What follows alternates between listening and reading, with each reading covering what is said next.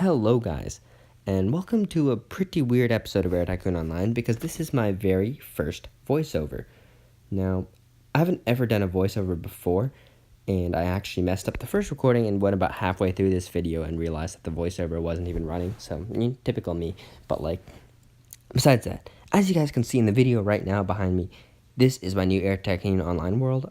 Basically, I wanted to play another round of Tycoon Online, but I didn't want to delete my old one, so I decided, what can I do? So I could use an app cloner on my Android phone and clone the app and play multiple instances that way, and I'll probably even showcase that in a future video, but that's not very stable. I don't trust that for a world I'm going to be expecting to use for up to 60 days. I might be playing on this world, I don't know, but I don't trust one of those cloning apps to work for that long. If ATO has an update or something, that world might be lost, you know what I mean? It's not stable enough to do something long-term on. So I was like, what are my other options? So I have an iPhone 6s, which was gifted to me a while ago, and I tried to sell it, but it didn't work out, and I was in school and stuff, so I just, for some reason, haven't bothered. And I still have this phone, so I decided that, hey, I can start my world on this iPhone. Well, terrible idea if you want to record the videos, because I have been having an astronomical amount of trouble. So, as you guys might know, yesterday I uploaded a video with no audio. Why is that? Well, first of all, the process of getting a screen recorder on an iPhone wasn't as straightforward as I thought. They're not natively supported by the App Store. A lot of screen recording apps just don't work on the App Store, and I had to go to some third-party thing on the online and find a way to install it that, I don't know, wasn't really supported by Apple. Like, Apple doesn't have an APK equivalent. It doesn't feel like that's as convenient as APK for Android. So I managed to get a screen recorder on my phone. It recorded the screen, checked out the video, and played it back on my iPhone. And I found that, the audio was working, the quality was good. All right, time to upload to YouTube. Upload failed. Okay. What's going on? I don't know, try it again. Upload failed again. I thought something funny business was going on. I didn't really know what was the problem. So I eventually found a way and uploaded the video, and the video had no audio. And odd. Okay, so that's annoying. Minor setback. But okay, let's try again. Let's try something else. Let's try a new method to it. So I went, okay, for my next video, I'm going to record it once again, and I tried a different screen recorder too, by the way. And then once again, I played it back on my iPhone, working, good quality, audio playing just fine. I can hear myself talking in the video about whatever's going on the screen. And what happens is really freaking frustrating so I try to upload it, it fails. Okay, whatever happened before. I'm going to try something different this time. I'm going to upload it to my Google Drive because I know my freaking Google services work. Okay, YouTube works, something's wrong with my video, or something is wrong with whatever Apple, because I don't know how Apple works. I don't really use it enough, but I'm going to probably make a rant about my experience with this iPhone so far, because, damn, I'm empathetic for you people who are stuck in the Apple ecosystem and can't get out. You guys are really missing out. But anyways, so I tried to freaking upload this video to Google Drive. It works. Takes forever. And by the way, when something is uploading on my iPhone, like uploading to YouTube, I cannot turn my screen off without the upload stopping. I'm not sure if that's some setting I have incorrect on my iPhone or something like that, but oh my god, is it frustrating. On top of that, if I navigate away from the freaking uploading page, and I'm shaking my phone out of frustration while I say this, the upload stops. So I had to literally set my iPhone down on a table for literally 2 hours as my slow ass upload speed in my parents' house, which is where I am now, to upload my video. And it finally completes, and video failed. Okay, so something is really going wrong here. Maybe I have to export my video in a different format so YouTube can read the audio or something like that. So I try uploading it into iMovie so I can export this video again, because that's the only video editing program I have available to me, 'cause since it's on my iPhone. I could also use some random like third party and video editor I found on Android, because I don't think there's an official Android video editor, which is actually pretty annoying. I wish we had one, even if it was only a fraction as good as iMovie. I'd be pretty happy with that. But once again, iMovie could not record would just not find that audio. So what I'm doing now is I'm recording a voiceover. Oh well. Um, yeah, I'm not gonna lose another 25 minutes or so of gameplay on on this game. So I guess I'm gonna be doing post commentaries from now. For my secondary Air Tycoon Online World, which is pretty annoying, I guess. But what can you do? Yeah, so with that all said and done, I really have to say though that I cannot, I can barely fathom how it would be like to be stuck in the Apple ecosystem, because yeah, everyday stuff for Apple works incredibly well, if not better than Android. Um, apps feel really good. The YouTube app ironically feels better than the YouTube app on Android in terms of video consumption, just watching videos. Um, things like Chrome on Android does not feel nearly as good as Safari on Apple, or even Chrome on Apple. Apple Maps is terrible. I will say that. But like just apps in general, social media apps, they all work slightly better on Apple. It feels like a smoother experience. Except whenever I try and do anything slightly specific or like creative on my iPhone, it makes it 100 times harder, and I don't know why. Like, I always imagined Apple as a creator's kind of device. That's how they were marketed in the past. In some points, I remember, like creators use like freaking like iMacs or whatever, something like that. I don't know, but I remember that was an aspect to Apple's marketing even, and yet. As somebody trying to make the most basic of a YouTube video, literally just a screen recording of a guy talking, playing over a game with no cuts or no editing, is I can't find a way to do it. Like, I'm retarded. Like, the only options available to me that I see work for most people is use AirPlay to screen broadcast my screen onto my computer and then record with that. Yes, I actually do own an iMac. I own a 2011 iMac. Had it for 7 years now. It's served me so well. I love that machine. But damn, is that in a stark contrast to the convenience I've had with this iPhone so far. Like basic things like just don't exist.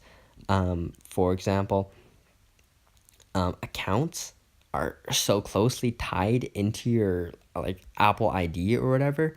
It's unbelievable. It's so hard to do things like what I can do so easily on my Android device. Maybe this is possible now, but I remember 4 years ago when I first switched from maybe 5 years ago. No, holy shit, that's 6 years ago now, where I switched from Apple to Android. This was my first smartphone, Android smartphone, and I was a big fan of Clash of Clans, and I wanted my Clash of Clans multiple accounts. I wanted Smurf accounts, and it was impossible almost to do on an iPhone. Most people who had multiple accounts had multiple Apple devices, but the moment I got an Android phone, wow, you can just make multiple Google IDs and they all work together. It's like, okay, big deal, it's just an account. Like, it's a gaming account. Who cares about a gaming account? Like, it's such a small, unimportant thing for 99% of people. Well, another thing is, I have bought and owned Apple devices in the past. I own this iPhone 6s right now, and I've bought an iPod Touch in the past. And another aspect that I completely could not get away from is probably Google's cloud services, because they are so far and above any other cloud services, in my opinion, to a degree which is almost unfair for anyone who actually bothers to utilize them. For example, I in my whole life have never, since, getting a smartphone, my first smartphone, which was a Nexus 5, it was a Google phone, and that enabled me to have unlimited Google storage forever. So I've never had to think about transferring my photos or my apps from phone to phone, because the phone is so smart about doing those things. When I take a picture and I've connected my phone to Google Play, next time on a stable Wi-Fi connection, it'll slowly start uploading these photos to Google Drive. So by the time I stop using the phone and get a new one, literally all I have to do is unbox the phone, type in my Google password, and type in my Google email, and all of a sudden, all my apps are back, all my the photos and stuff. I never even had to think about trying to transfer any of that things. They just worked, and I really cannot like emphasize how much I enjoy Google's cloud storage with the infinite storage. Just having a service where it automatically backs up almost all everything you do, like it's so nice. Like I have obviously a physical copy in my phone and one on the internet, and it's so safe that way. I have an SD card which has, all my photos on it, so if I ever lose that SD card, I can just draw them back from Google, put them back on a new SD card, and if I ever for some reason lose my Google account, then I can just use my SD card to put my photos back on my Google account, and it's so great. Meanwhile, on Apple, it's telling me my iCloud storage is full. I have 5 GB. Please upgrade. 5 GB? 5 GB costs you nothing in a server somewhere. Like, holy shit! If I charged money for storage, I would do it for 10 times less, and I would guarantee your reliability. Like, holy crap! How can you like sell somebody a device for such a high premium and not even offer them a service even close to their competitor, and people still like go to Apple stores to buy these things in hordes? Like, I don't know what's going on. In addition to that, just like whenever I have something out of the ordinary I want to do on my Android phone, it's always 10 times easier, whether it be screen recording. Like, let me tell you how convenient it is for me to make my Air Tycoon online videos on my Android phone. I literally launched a screen recorder I downloaded off the Google Play Store. It took me 10 seconds to download the app and find the app. Then I launch up Air Tycoon Online, and I click a button on my screen. It starts to screen record.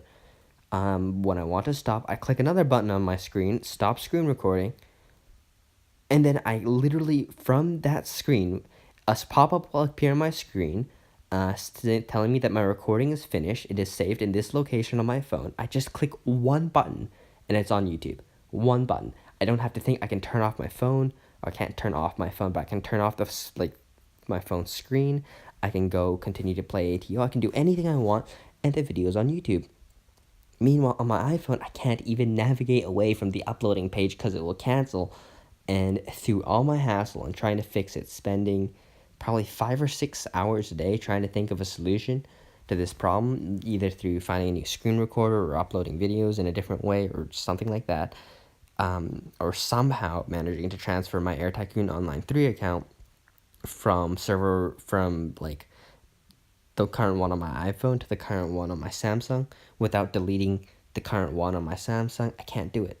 Like, transferring the Air Tycoon Online account seems very difficult. I would need a third device, I think, to be a temporary storage one. So, for example, I could first move the data from my Air Tycoon Online 3 from my iPhone onto X middleman device, and then move my Samsung's current game, like Air Tycoon Online 3 info, back onto the iPhone, and then from the middle device onto my Samsung to kind of switch which phone it has which account, because I think I'm going to be primarily recording on this new Air Tycoon Online 3 account now.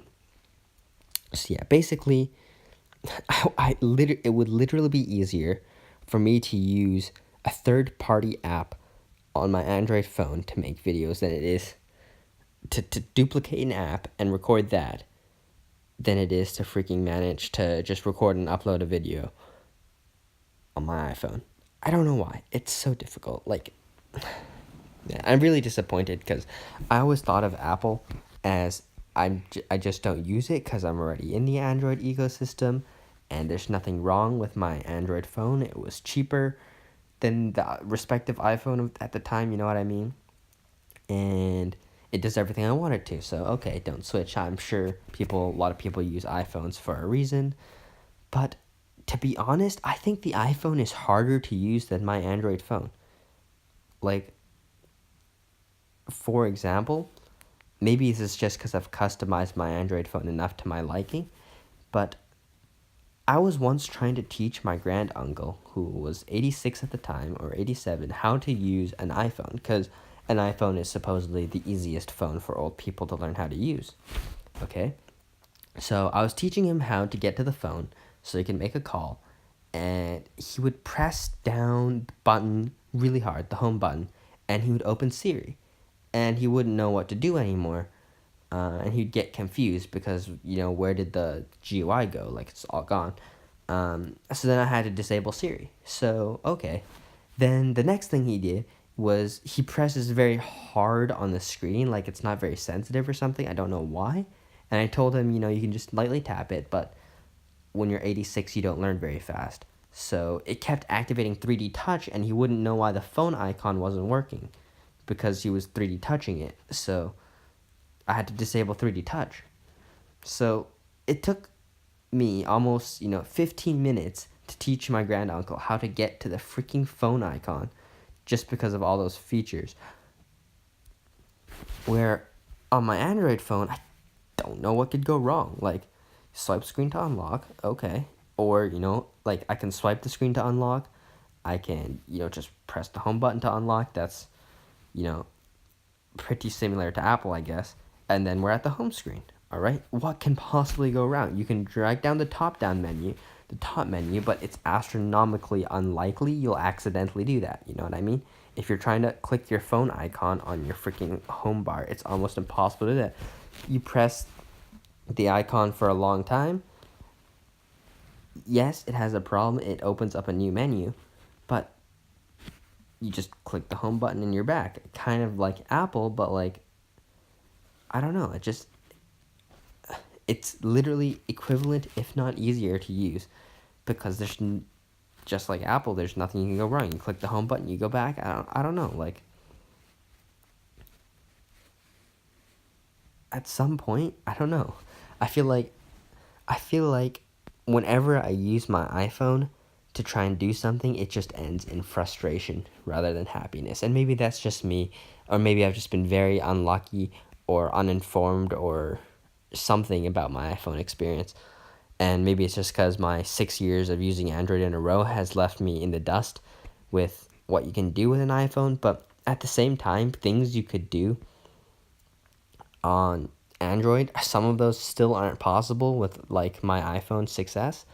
Like, one of the big things I noticed about my 6S is terrible compatibility after I accidentally upgraded to iOS 11. I had iOS 10, which, by the way, is way better than iOS 11. And I accidentally updated that stuff, so I cannot no longer play my super old legacy apps from my iPod Touch, and I'm actually so sad because some of those apps were super, super fun and remind me of my, I guess, pre-high school era. So that's pretty amazing that I could still play those apps, and I can't anymore because of stupid iOS 11. Anyways, maybe it's just because, 6 years of using Android that has made me accustomed to it, which makes me prefer it over the iPhone experience. But at the same time, a lot of things which Android has, you still need to jailbreak to do on an iPhone, or maybe you don't need to jailbreak anymore, but it's still not properly supported. And that's the kind of thing like APK. I don't see an immediate equivalence to it, so if I want to do something that's not on the Play Store, I can't really do it. Like, in the case of emulators, I had trouble comparatively. It took me a little bit longer on Android. It takes you 10 seconds, to find an emulator you want. And on iPhone, you actually have to look up how to install it and shit. Another example is, what else have I tried to do on my iPhone? Right. Things like low battery mode that hasn't existed on iPhone until recently. Things like screen recording. Apparently, you still need a jailbreak to get officially, like, not really officially, it's just their Cydia, but like to get probably better screen recorder than what I can currently get without using AirPlay and just having a second device to do a recording. Like how I don't know. It's like I'm just frustrated, I guess. So it's good to vent. Good to vent a little bit. Back to Air Tycoon. I don't know what point in the video I'm at now. There's no timestamp on this iMovie. iMovie is one of my favorite parts of the Apple ecosystem in general. I really wish Android slash PC had an equivalent to it, because it's honestly, I think like a lot of content creators could probably just use iMovie and get away with it if they wanted to just do, simpler tasks. I'm sure for higher quality productions, they'd want probably something like Adobe something to do their editing on. But anyways, in this current Air Tycoon Online world, as you can see, I'm just making routes now, but like, my goal is to try some new things. I want to try making an airline with high service satisfaction and high name value in all my hubs and cities. I don't have experience doing that, but from my playthrough so far, I'm observing that it's definitely not that as harmful as I thought. If you run all monopolies, yes, it is still a better deal to run no service satisfaction, and name value. I'm not so sure about. I think name value has an effect on even monopoly routes. So if name value does happen to have an effect on monopoly routes, that would make it advantageous to invest highly in name value but have less hubs, because it costs what seems like a flat amount no matter what stage in the game to advertise in a city. So for example, when my company is worth a 300 billion K or something stupidly high like that, or that's probably higher than you could possibly get, but like, you know what I mean, when your company's astronomically huge, investing in London when you have 60 lane value will still only be 60K a turn, like 60,000 K a turn. Whereas me, who's just started, my company is worth like 4 billion in total, so like 4 million K or something like that. It's also 60,000 a turn. So I think it might actually be an advantage in this Air Tycoon to literally max just completely, like, when you say hub a city, you take literally every city that exists to that city. Because of your high name value, you'll get some extra like passengers for it, which should make up the fact that it's a bad city a little bit. I'm not sure if that exists, and I learned that from observing from the number one player in this world, who takes direct routes such as New York to a pretty bad city like such as Beirut, and it quite easily makes the 3K, which a DC 8 or Boeing 707 320B, so the 200-seater aircrafts, it makes as much as they're supposed to make. That's from what I've observed, close to the maximum you can make with that airplane, regardless of route. Like even London to New York on a monopoly route could probably only make 3.3 to 3.5K out of a DC at max. So making 3K out of a route like or when I say 3.3 to 3.5K max with a DC-8, if you're doing just 300K less than that, it's such a good thing. It's really, really, really great. So basically, I'm thinking I'm going to try this too, is like instead of opening many hubs and taking the best routes I can find to those hubs, I'm going to open a few hubs and super hub them. So I'm going to take Rome and take Rome to everything, for example. I'm not going to actually take Rome, but I think I'm going to take Paris in this world, Frankfurt, and Barcelona in Europe, and just stop over them to literally every city they can do, except for Barca. For Barca, I will avoid cities with less than 200 combined business and tour, because I don't think Barcelona is big enough to support those kind of routes. And then I'll do LA, and then I'll do Beijing, and then I'll do Seoul, etc., etc., etc. But I just want to see what happens if I play in this different style. Another thing I want to do is I want to make competition routes, because as an experiment, I made some competition routes, and I found that Air Tycoon Online 3 performs very differently to Air Tycoon Online 2, in the sense that I think the bigger cities were just made bigger, or there's some code in there which, unlike Air Tycoon Online 2, first of all, does not consider prices in the same way that Air Tycoon Online 2 does. In Air Tycoon Online 2, you increase price 1%, then your passengers decrease accordingly in a relatively linear way. For some reason, for all routes, no matter what, passing a certain threshold just seems like a no-no in Air Tycoon Online 3. For example, a route like London to Chicago on a monopoly, if you charge just a bit too much on a route like that, like say you set the pricing to 1.4 on a downtick, and then you have another route, London to a much smaller city, let's say Indianapolis, and you have it also with a 747, and you have it priced correctly, those routes actually might make similar amounts. Now, I have exaggerated a bit. If you actually do that experiment, you'll probably find the freaking Chicago route makes more, but not by the same amount you'd expect. And that's, for some reason, the occupancies jump off a cliff in Air Tycoon Online 3 after 1.33 or 1.34 pricing or so. Like, not sure what it is. Regardless of route, the occupancy just decides, hey, we're out. Like, I don't know. So basically, what I found then is if you lower the prices, the game doesn't really seem to consider to divide passengers that much. And that's even in competition routes. Like, there's I think there was 13 aircrafts flying New York to London.